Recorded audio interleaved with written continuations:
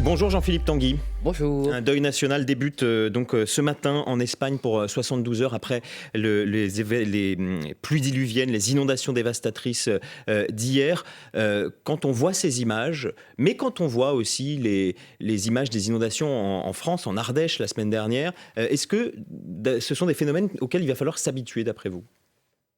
S'habituer, je ne sais pas, en tout cas s'adapter et organiser nos sociétés pour éviter que les conséquences humaines et matérielles soient aussi catastrophiques et tragiques. Bien sûr, il y a un travail monumental à faire. Nous avons du retard dans l'acclimatation, la protection contre les pluies diluviennes et les inondations, et nous devons nous adapter au réchauffement climatique et ses conséquences, évidemment.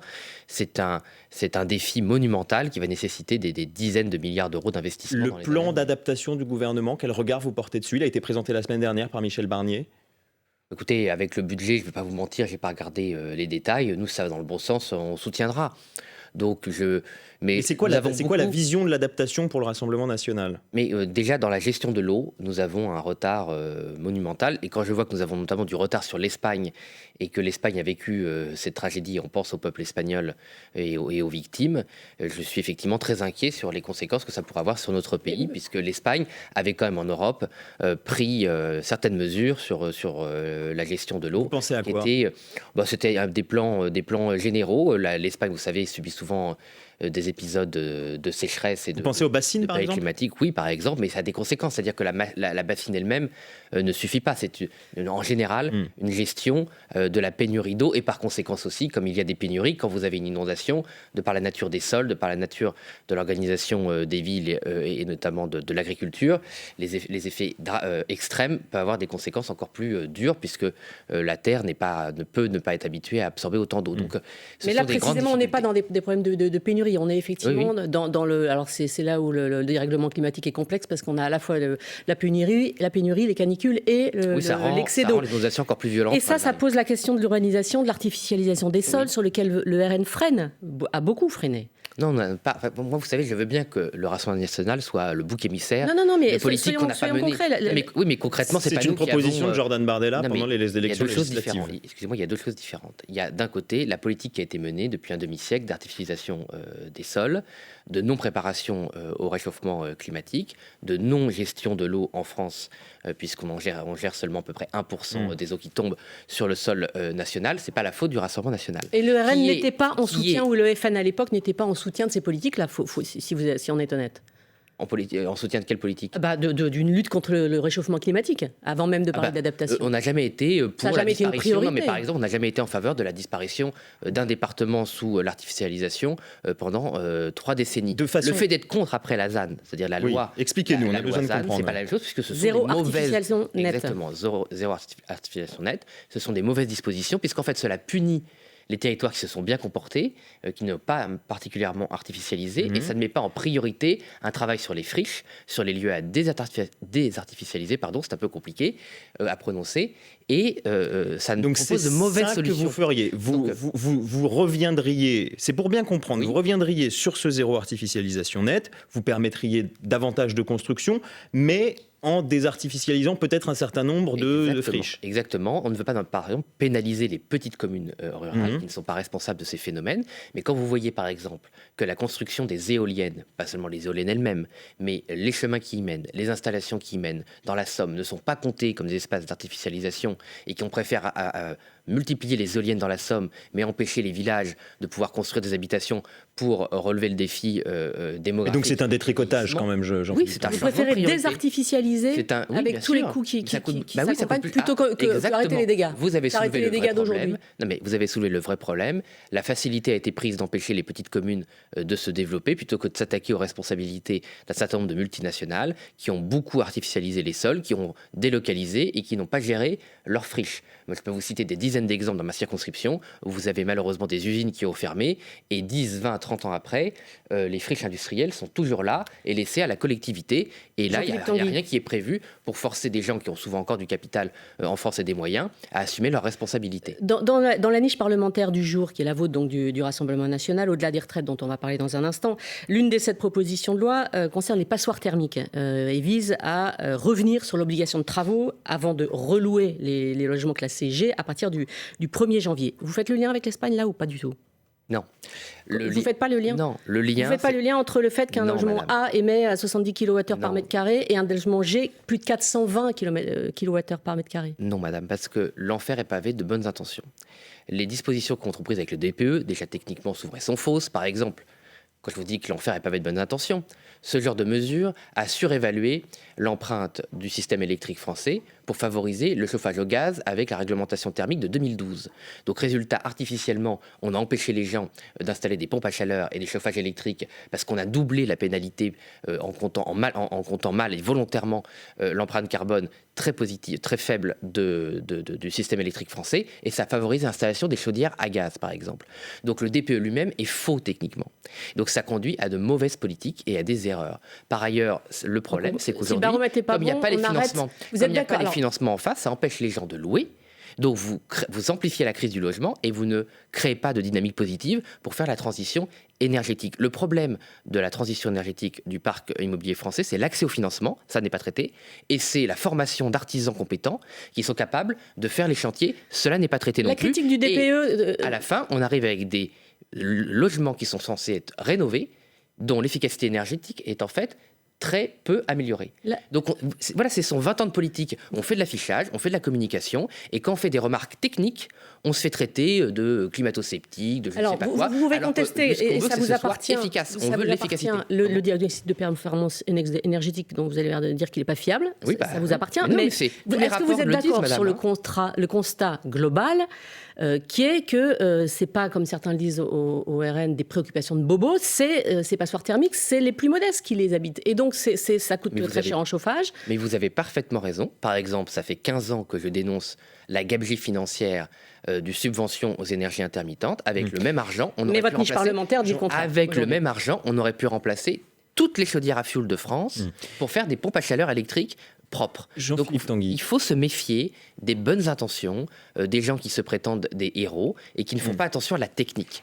L'écologie, c'est de la science, c'est pas de la magie. Alors justement, mais quand on entend votre vision de l'écologie, il n'y a pas de jugement, mais est-ce que vous diriez que la lutte contre le dérèglement climatique, contre le réchauffement climatique, c'est une priorité du Rassemblement national ? Mais bien sûr que c'est une priorité, puisque parce qu'il y a des propos aussi, les experts du climat qui ont parfois tendance à exagérer. C'est votre collègue Thomas Ménager qui a dit ça cet été. Thomas Ménager. Oui, mais ça compte, Thomas Ménager. Sur ses antennes. Non, mais Thomas Ménager, sur ses antennes, parce qu'il intervient souvent, a expliqué 10 fois sa position.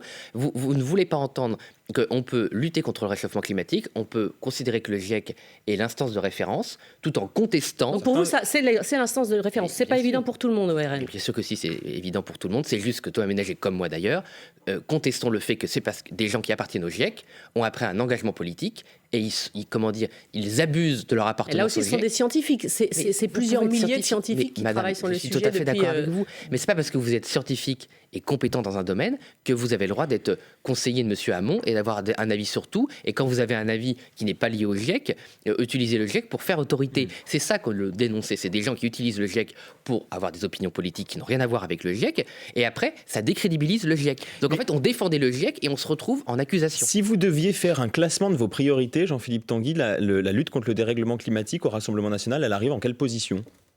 Mais elle arrive de fait en premier, puisque par exemple la réindustrialisation est liée à la dépollution. 50% de l'empreinte carbone... C'est pas l'immigration la première... Mais vous ne pouvez pas lutter contre l'immigration si vous ne luttez pas contre le réchauffement climatique, puisqu'évidemment il y aura des phénomènes extrêmes qui vont pousser des gens à quitter leur famille et leur pays. La réindustrialisation, 50% de l'empreinte carbone de la France est due aux importations. Ça n'est jamais traité depuis 40 ans, puisque notre déficit commercial ne fait que se dégrader. Et quand le déficit commercial de la France se dégrade, la pollution causée par les importations françaises augmente. Donc, moi, je veux bien que le débat politique soit centré, par exemple, sur le diesel de la petite mamie, qui représente 2% des émissions de gaz à effet de serre une fois qu'on prend les importations en compte, et on ne s'occupe jamais, en dehors du Rassemblement national, et il faut reconnaître certaines forces de gauche, du déficit commercial. C'est 50% des donc, émissions. Tant pis pour les voitures, le diesel de la petite mamie, comme vous dites, c'est beaucoup de diesel et c'est surtout beaucoup de voitures thermiques. Mais c'est pas tant pis, madame. C'est que, une fois plus, et vous rejetez le durcissement du malus auto. L'écologie, c'est de la science. La planification, c'est de la science. Donc il faut voir les priorités. Si vous considérez que c'est normal de s'occuper que du nucléaire dans le débat politique français, qui est propre, de s'occuper que du diesel, qui représente 2%, et de ne jamais s'occuper des 50% d'émissions de gaz à effet de serre qui sont liées aux importations, je pense qu'on a un problème de priorité politique dans notre pays. Au Rassemblement national, on met les priorités dans le bon ordre. Jean-Philippe Tanguy, ça fait des semaines que vous vous prépariez à cette niche parlementaire du Rassemblement national, avec... C'était un petit peu en tête de gondole la proposition de loi d'abrogation de la réforme des retraites. Sauf que, c'est irrecevable financièrement, dit la présidente de l'Assemblée, Yaël Braun-Pivet. Alors, c'est le fameux article 40. Enfin bon, pas rentrer dans le détail, mais qu'est-ce qui s'est passé ? C'est de l'impréparation ? Non, pas du tout. C'est le sabotage de la gauche unie aux macronistes en commission des affaires sociales qui ont effacer, annuler les 2 articles principaux de cet article de ce projet de proposition de loi. La retraite à 62 ans, à part un seul député communiste, toute la gauche a voté pour la supprimer. Et les 42 annuités, c'est-à-dire annuler la réforme Touraine de François Hollande, qui siège aujourd'hui dans le nouveau Front populaire, ils ont aussi voté pour l'annuler. Résultat, pour rétablir ces 2 articles en séance aujourd'hui, il fallait passer par l'autorisation de Mme Braun-Pivet. Et Mme Braun-Pivet, clé de voûte du parti unique de la gauche et du centre, n'a pas permis la réintroduction de ces articles. Vous dites sabotage. C'est de la technique, mais c'est du sabotage. Vous dites sabotage, et on va essayer d'être un peu technique mais compréhensible. Oui. Mardi soir, vous avez aussi, vous, rejeté avec les macronistes et les républicains l'amendement de la gauche, précisément pour tenter de financer, de compenser le manque à gagner pour les finances publiques sur cette abrogation des retraites. Ils avaient imaginé une surcotisation sur les revenus au-delà d'un certain seuil. Où est la cohérence ? Mais la cohérence, c'est que c'est pas une bonne mesure. Donc, un sabotage contre un autre sabotage ? Non, madame, c'est pas parce que vous mettez dans votre exposé des motifs qu'une disposition va abroger la réforme des retraites pour faire de la com et pour faire des petites capsules vidéo 48 heures. Votre objectif, à tous, c'est d'abroger cette loi. Mais pour abroger la loi, il ne faut pas le mettre dans un exposé des motifs. Il faut des dispositions qui le permettent. Or, les amendements dont vous parlez, malgré toute la communication du NFP, n'est pas un amendement d'abrogation de la réforme des retraites. Monsieur Coquerel, président de la Commission des Finances... Si, c'était un outil pour, manifestement. Non, manifestement, dans la communication de la gauche. Mais Monsieur Coquerel, président de la Commission des Finances, a, le matin même, reconnu en commission des finances que ce n'était pas un amendement pour abroger la réforme des retraites. Et c'est d'ailleurs pourquoi le NFP proposera l'abrogation des retraites dans sa propre niche fin novembre. Et nous, on le soutiendra. Si ça Vous allez la voter, celle-ci. Mais oui, parce que nous, ce qui compte, c'est que les gens puissent vivre de leur travail et puissent partir au terme d'une vie de travail avant d'être abîmés par des conditions de travail qui sont de plus en plus difficiles dans certains métiers. Vous restez avec nous, Jean-Philippe Tanguy. On se retrouve dans une minute. D'abord, le fil info. Maureen Suignard, 9h moins le quart. Les habitants de la région de Valence, encore sous le choc, ils décrivent une sorte de tsunami. Au moins 95 morts hier dans la zone. Après des pluies torrentielles, les opérations de recherche se poursuivent puisque de nombreuses personnes sont encore portées disparues. L'urgence météo n'est pas encore terminée, prévient l'agence météo espagnole. Des tempêtes intenses continuent de balayer une partie de l'Espagne. Bernard Palot, 78 ans, vient d'être acquitté pour l'assassinat de son épouse Suzanne, malade. Il dit l'avoir tuée pour abréger ses souffrances. Une nouvelle loi éviterait de nombreuses situations comme celle-là, dit sur France Info le député Olivier Falorni, à l'origine d'une proposition de loi sur la fin de vie. Il demande au gouvernement de mettre son texte à l'agenda pour qu'il puisse être voté rapidement. La Maison-Blanche dénonce une violation flagrante des résolutions de l'ONU. La Corée du Nord dit avoir mené ce matin un test crucial de missiles balistiques pour renforcer sa dissuasion nucléaire. Les Français égalent leur record de 2009 au Masters 1000 de Paris-Bercy. 5 Français sont en 8e de finale du tournoi de tennis. Le match vedette de la journée, c'est celui qui va opposer le numéro 1 français Hugo Humbert à l'Espagnol Carlos Alcaraz. France Info. Le 8-30 France Info, Bérangère Bonte, Adrien Beck. Et ce matin, Jean-Philippe Tanguy, député Rassemblement national de la Somme, vous nous expliquiez pourquoi vous n'aviez pas voté cette surcotisation sur les hauts revenus mardi, mais vous n'avez pas non plus voté l'augmentation de la flat tax. Vous avez voté contre la contribution exceptionnelle sur les grandes entreprises, et ça pose plus fondamentalement une question sur la coexistence finalement de deux RN sur les sujets économiques. Et c'est flagrant sur les 3 semaines écoulées.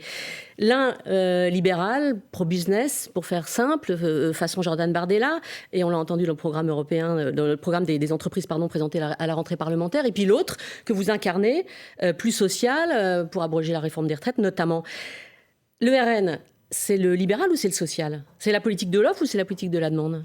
Il n'y a un seul RN, et d'ailleurs c'est assez amusant votre présentation, parce que le programme économique libéral dont vous parlez, et que vous dites c'est moi qui l'ai présenté pour le RN, j'en ai écrit une partie importante comme en 2022, et les arbitrages sont rendus par Marine et Jordan Bardella. Ce programme, c'était 100 milliards d'allègements de charges pour les entreprises. On est très très loin de... Quel 100 milliards d'allègements de charges ? Le programme qui a été présenté au début septembre, au moment de votre rentrée parlementaire, c'est ça. Enfin, vous le regarderez, on pourra le regarder ensemble.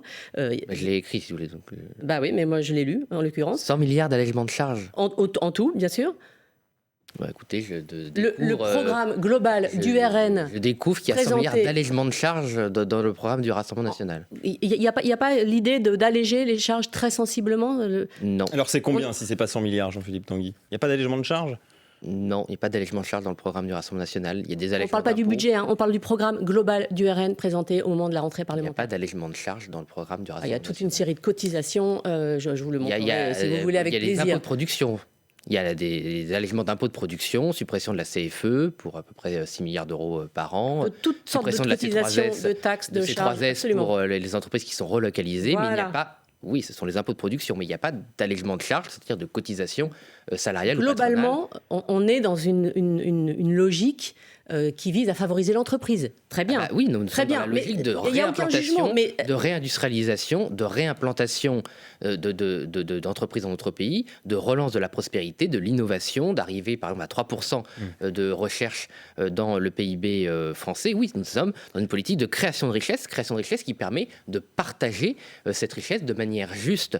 Mais sincèrement, bon, il n'y a pas au RN le commentaire de vouloir dire toujours qu'il y a 2 RN. Avant, c'était le RN du Sud, et puis le RN du Nord. C'était Marion et Marine. Il n'y a pas de tournant libéral au Rassemblement national. Mais non, ça fait 20 ans que vous annoncez un tournant libéral au Rassemblement national, parce qu'en fait, un certain nombre de personnes n'acceptent pas que le Rassemblement national ait réussi à sortir de l'opposition stérile entre quand Jordan Bardella s'exprime devant les chefs d'entreprise, et que nous, on arrive à défendre et on arrive à avoir électoralement à la fois les salariés, les ouvriers, les employés, et les chefs d'entreprise qui votent majoritairement pour le Rassemblement national, parce que leur intérêt est le même, créer de la richesse en France pour avoir de bons salaires, pour financer une belle retraite, pour financer des services publics. Ça implique de se débarrasser d'une bureaucratie, de 4 points de PIB qui sont perdus dans des normes inutile et stérile. Ça, c'est peut-être du bon libéralisme, mais c'était aussi la politique du général de Gaulle. Ça n'empêche pas la justice sociale, ça n'empêche pas des services publics puissants, que l'État soit là où il doit être, que les entreprises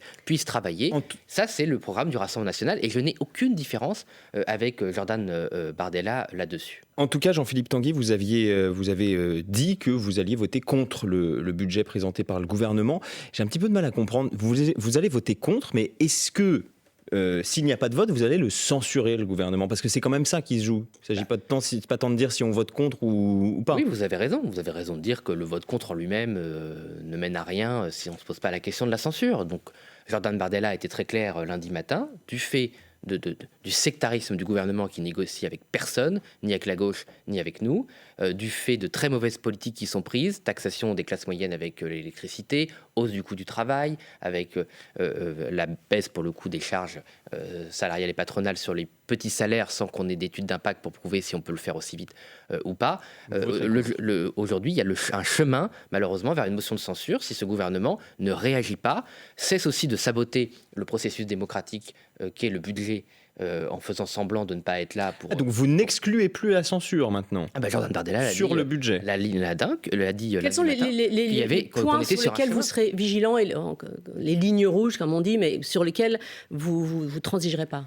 Paradoxalement, c'est Michel Barnier qui les avait donnés, c'est-à-dire un budget qui rétablissent les comptes publics. Aujourd'hui, ce n'est pas le cas. L'OFCE a montré que le déficit serait sans doute de 5,3% et pas de 5%.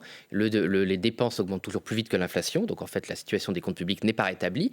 Et l'injustice fiscale, Michel Barnier avait promis qu'il y aurait de la justice fiscale. L'impôt qui va augmenter le plus, c'est la taxe sur l'électricité qui touche les classes populaires. Attendez, là, vous êtes en train de nous annoncer que vous allez voter la censure. Il n'y a même plus de conditions. Là, c'est que non, rien ne vous convient dans ce budget. Rien ne nous convient, ça c'est sûr. Je pense que notre attitude et le contre-budget qu'on a fait était extrêmement clair. Et nous espérons toujours que ce gouvernement va changer d'avis. Ça va passer au Sénat où Michel Barnier règne en maître, si je puis dire.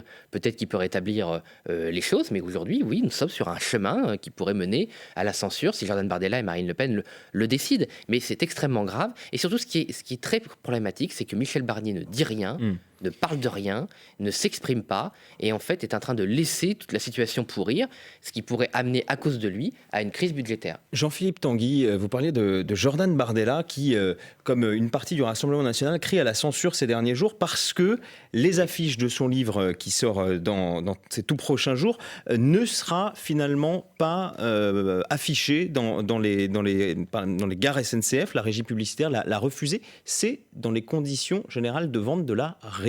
Pourquoi criez-vous à la censure ? Parce que ces conditions n'ont pas concerné Nicolas Sarkozy, Ségolène Royal. En 2023, donc que des personnes qui n'étaient plus Nicolas en politique Sarkozy active. En 2023, il n'était pas président de parti, il n'était pas élu, il n'était pas au cœur du débat politique. Personnalité politique qui conseille Emmanuel Macron. Vous voyez bien la différence. Qui a appelé par exemple à une union qui s'est concrétisée avec Michel Barnier de la droite. Mais Nicolas Sarkozy, c'est un ancien président de la République.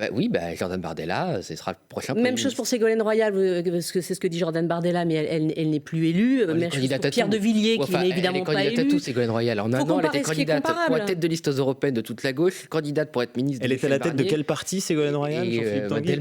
Ça a toujours été le cas. Elle a toujours été à la tête de son propre parti, Ségolène Royal. Il n'y a pas un peu, si ce n'est beaucoup de mauvaise foi quand même. Ce sont les syndicats qui ont déclenché cette petite vendetta personnelle.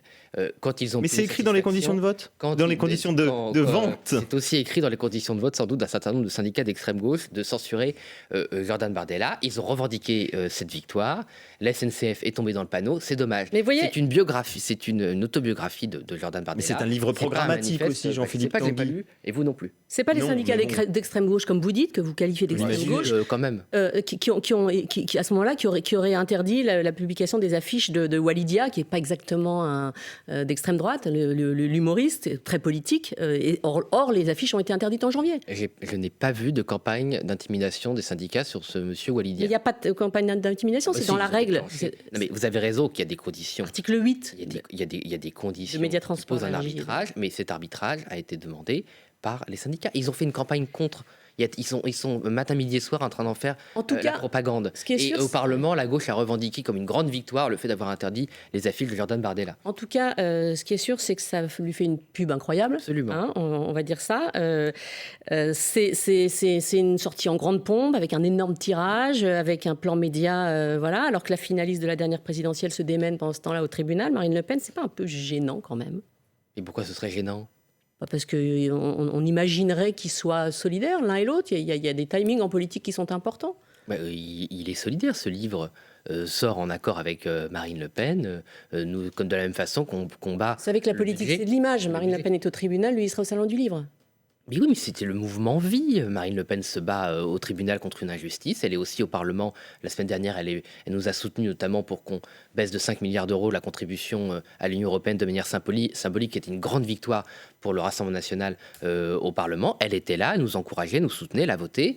Voilà, Marine Le Pen est suffisamment puissante et assurée pour mener plusieurs batailles de front et pour laisser Jordan Bardella continuer son œuvre à la tête du Rassemblement national. Au contraire, tout ça montre que le parti vit autour de Marine Le Pen. Quelques derniers mots sur les élections aux États-Unis, c'est mardi prochain. Jordan Bardella, il affiche sa préférence pour Donald Trump, il défend l'intérêt des Américains et une forme de fierté américaine. Est-ce que vous aussi, vous avez fait votre choix ? Bon, non, je ne suis pas citoyen américain, je suis exclusivement citoyen français. C'est une réponse facile, mais qui est le meilleur candidat, j'allais dire, pour la France ? Aucun. Les Américains chassent en meute. Donc, que ce soit Madame Harris, ou Monsieur Trump, ce sera la même attitude envers la France et l'Europe, c'est-à-dire une attitude assez hostile au niveau commercial, prédatrice, et il serait temps que la France et l'Europe arrêtent de croire qu'ils ont des amis à Washington pour défendre leurs intérêts. Seuls les Français et les Européens, s'ils se respectent entre eux, peuvent défendre leurs intérêts. Mais vous saluez quand même le fait que voilà, Donald Trump il défend l'intérêt des Américains et une fierté américaine, comme le dit Jordan Bardella? Moi, je préfère des dirigeants patriotes à des dirigeants qui trahissent leur peuple, mais j'aimerais surtout qu'on se préoccupe des intérêts français, de lutter contre l'extension extraterritoriale du droit américain qui nous a coûté plusieurs dizaines de milliards d'euros, qui nous a coûté des entreprises françaises stratégiques. Ça continue, avec une prédation des intérêts américains en France très fort. On le voit avec Sanofi, Orpella, c'est un fonds américain. Il y en a d'autres, ou le fonds l'entreprise Watts dans la Somme, c'est important, qui est délocalisée par des intérêts américains en Bulgarie. Comment ? Vous choisissez de ne pas choisir entre Donald Trump et Kamala Harris. Certains dans votre camp peuvent le faire. Jordan Bardella est allé un peu trop loin, peut-être alors. Non, il va absolument pas trop loin. C'est le président. Non, mais il affiche assez ouvertement sa préférence. Il a le droit de le faire. Moi, je pense que M. Trump a la même attitude que Mme Harris à l'international. Voilà, je ne suis pas dupe, moi, si vous voulez, de ce genre d'illusions françaises et européennes qui pensent qu'on va mieux être défendu par un président à l'extérieur qui n'est pas le président français. Moi, je crois que les seuls qui peuvent défendre l'intérêt national, c'est Marine Le Pen s'il devient présidente de la République, et je le souhaite, Jordan Bardella s'il devient Premier ministre, et je le souhaite. Merci à vous, Jean-Philippe Tanguy, député Rassemblement National de la Somme. Merci d'avoir été l'invité du 8h30 France Info. Merci à vous, Bérangère Bonte. On va reparler, on en a parlé avec Jean-Philippe Tanguy dans Les Informés du climat, des effets du changement climatique sur la politique. En tient-elle à ses comptes? C'est au menu des Informés avec Julie-Marie Lecomte dans 5 minutes.